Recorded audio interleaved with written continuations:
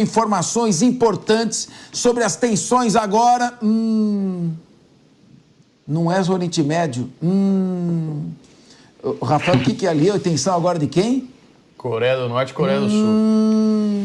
Então, tensões agora entre a Coreia do Norte e a Coreia do Sul. Boa noite, Luca Bassani. São agora 18 horas e 35 minutos em Munique, na Alemanha. A Coreia do Norte suspendeu o acordo militar com a sua vizinha Coreia do Sul. Mais uma fonte de conflito.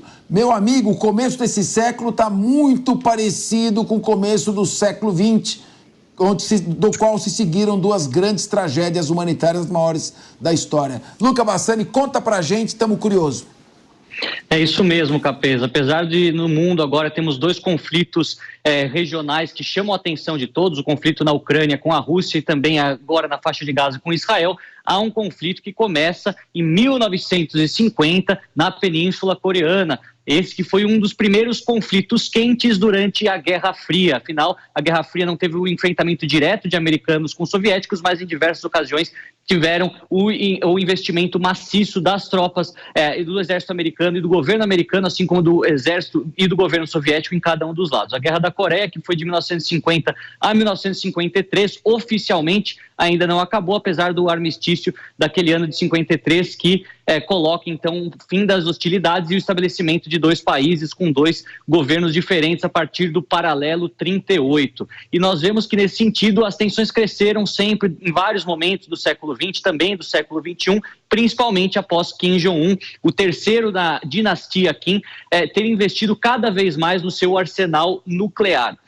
Em virtude dos encontros e algumas negociações diplomáticas que foram mediadas pelo antigo presidente americano Donald Trump, houve uma série de mudanças, ou pelo menos uma série de compromissos firmados no papel entre sul-coreanos e norte-coreanos para que o investimento militar no que diz respeito a armas para, de certa forma, neutralizar o outro, até mesmo o controle maciço das fronteiras, hostilidades nessa fronteira, no próprio paralelo 38, isso foi colocado, então, como uma coisa secundária. Mas os norte-coreanos lançaram um satélite de reconhecimento, o chamado satélite de espião. Eu não sou tão entendido assim no meio militar, de repente nosso querido Robson Farinazzo, o comandante, consegue explicar um pouco melhor, mas de acordo com esses mísseis lançados pelos norte-coreanos, os sul-coreanos disseram que teriam obrigação e legitimidade de reforçar todo o policiamento das suas fronteiras, principalmente naquela região terrestre, temendo uma possível invasão, possíveis ataques, o que, em resposta dos norte-coreanos,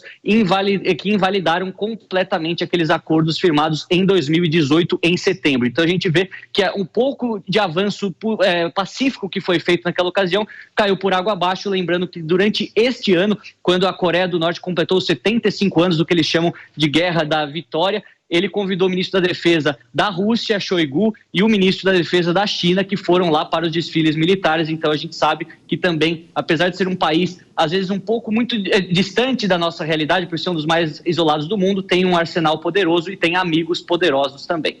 Sim, você lembrou bem a Guerra da Coreia, que foi de 50 a 53, que foi praticamente mais entre China, com apoio velado da União Soviética, e com os Estados Unidos. Acabaram ficando no mesmo paralelo da divisão da Coreia. Agora, essa lambança toda começou lá atrás, quando os Estados Unidos fizeram um jogo duplo. Deram armas para o Chiang Kai-shek e deram armas também para o Mao Tse-tung para combaterem o Japão na China. O Chiang Kai-shek guardou as armas para a Guerra Civil. O pessoal do Mao foi para cima com mais determinação. Mas depois os Estados Unidos abandonou e acabou apoiando o Chiang Kai-shek, que perdeu a Guerra Civil, né? Em 1949. E aí subiu o Mao Tse-tung. Os Estados Unidos devem ter feito uma opção errada, porque talvez a China poderia ter vindo mais em direção ao Ocidente. Até que medida a China está estimulando agora a Coreia do Norte para criar mais um foco de tensão, porque o objetivo dessa tensão, Coreia do Norte e Coreia do Sul, é 2030, a guerra de Taiwan. Como é que você avalia isso? O que a gente não pode esquecer, Capês fez um retrospecto histórico importantíssimo sobre os chineses terem sido fundamentais na Guerra da Coreia, mas os chineses também foram fundamentais na Guerra do Vietnã. A guerra que começou oficialmente em 1955, teve uma intensificação das tropas americanas a partir da década de 60, 70 e acaba em 1975, mas que no norte, com o governo comunista de Ho Chi Minh, também tinha muito investimento, muito apoio ideológico, tanto da União Soviética quanto o governo chinês de Mao Tse-tung. Então, os americanos, por 2 vezes, acabaram sofrendo indiretamente em conflitos, um de maneira bem mais indireta do que a outra, mas, de fato, soldados americanos morreram tanto na Coreia quanto no Vietnã. A China tem, sim, as suas pretensões geopolíticas regionais. Nós vemos que a questão da Ásia-Pacífico, o controle de todos os portos de grande parte daquela região, até mesmo a expansão das suas linhas, né, no que diz respeito ao controle das águas internacionais, a gente vê que eles têm cada vez mais puxado para esse lado. Há conflitos regionais sobre a determinação de fronteiras marítimas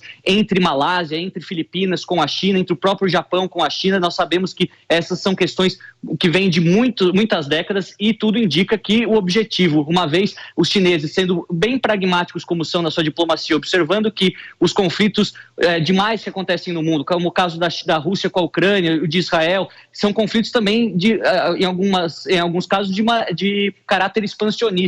Caso eles percebam que não cause nenhum mal ao invasor, eles também vão se sentir no direito de poder invadir e retomar a ilha de Taiwan, que eles consideram uma província rebelde do seu território, não como uma região independente. Exatamente, Luque. Aqui a diferença no Linha de Frente é que dá notícia, a gente debate e você conhece profundamente esses temas. Eu vou agora pedir para o nosso comandante Robson Farinazzo, porque o pessoal deve estar perguntando, tá tão concentrado na guerra do Oriente Médio, está entrando agora um assunto distante, Coreia do Norte, Coreia do Sul. É importante que a gente faça esse link com uma guerra de potencial altamente perigoso, que é a guerra do Sudeste do Pacífico, ali onde vai envolver Austrália, Filipinas, Japão, as bases de Okinawa, de outro lado a Coreia do Sul, do outro lado a Coreia do Norte, a China, alimentadas pela Rússia, uma escalada mundial. Então, a pergunta que se coloca é a seguinte, Farinazzo, a China vai ter 25 submarinos nucleares o ano que vem, ou até 2025. Vai aumentar de 400 para 2.000 bombas, armas nucleares. E está se preparando para tomar... Eu dei o discurso do Xi Jinping, a Taiwan, que era antiga ilha de Formosa, para si. Eu queria que você fizesse uma pergunta ao nosso Luca Bassani, 2 craques conversando e perguntando. Quero que você faça uma evolução disso aqui e para a gente colher a opinião do Luca também. Por favor. Muito obrigado, Capês. Primeiro eu quero mandar um abraço aí pro Luca, tá? Sempre elegante no vestido e conciso nas suas observações aí. Obrigado. Muito obrigado, Luca. É um prazer enorme falar contigo. Bom, a gente tem que olhar o seguinte, a Coreia do Norte, ela estava meio contida, porque no governo, o presidente Trump, ele fez uma ofensiva de charme, né, com a Coreia do Norte. Parece que ele, por incrível que pareça, o Trump e o Kim Jong-un se deram bem. E de lá para cá, houve uma certa distensão nas relações entre os dois países. Mas eu quero te fazer uma pergunta, com base nisso, né? Eu quero te fazer uma pergunta, ô Lucas. Desde que Joe Biden assumiu, a gente viu explodir o conflito da guerra na Ucrânia, que é um conflito que vinha se arrastando tem 8 anos. Tem gente que acha que a guerra da Ucrânia começou agora. Não é bem assim, ele vem se arrastando desde o Maidan, né? Mas explodiu. Agora nós temos esse problema em Gaza. Tudo indica que a Coreia do Norte está virando a esquina ali. A gente já está ouvindo um caminhão virando a esquina. E se não bastasse tudo isso, a Venezuela começa a ensaiar um jogo bastante complicado com relação à Guiana. Eu queria a tua opinião, Luca. Essa turma toda farejou fraqueza no Joe Biden? Eu acredito que sim, inclusive são algumas das opiniões que muitos americanos comuns, não especialistas, demonstram. Falam que se tivesse um líder um pouco mais forte, independentemente de ser democrata ou republicano, a política externa dos Estados Unidos ela seria guiada de uma outra maneira, o que evitaria a escalada de conflitos mundiais que estavam adormecidos. Não são conflitos que surgiram agora, você coloca muito bem. A Ucrânia, muitos colocam que começou em 2014, já tem a invasão do Donbass por parte da Rússia, formação de milícias anti-Ucrânia, anti-União Europeia. Europeia naquela região, e depois o conflito se arrastando e se tornando generalizado em 2022. Da mesma maneira, o conflito de Israel, nós debatemos aqui extensamente durante as últimas 7 semanas, não é uma coisa que nem começou em 1948, já havia até mesmo antes, durante a época do Império Otomano, várias guerrilhas, várias facções de judeus e de árabes que lutavam contra os outros, e a mesma coisa a Coreia, a China, Taiwan, todos esses conflitos. Então a gente vê que aquele papel de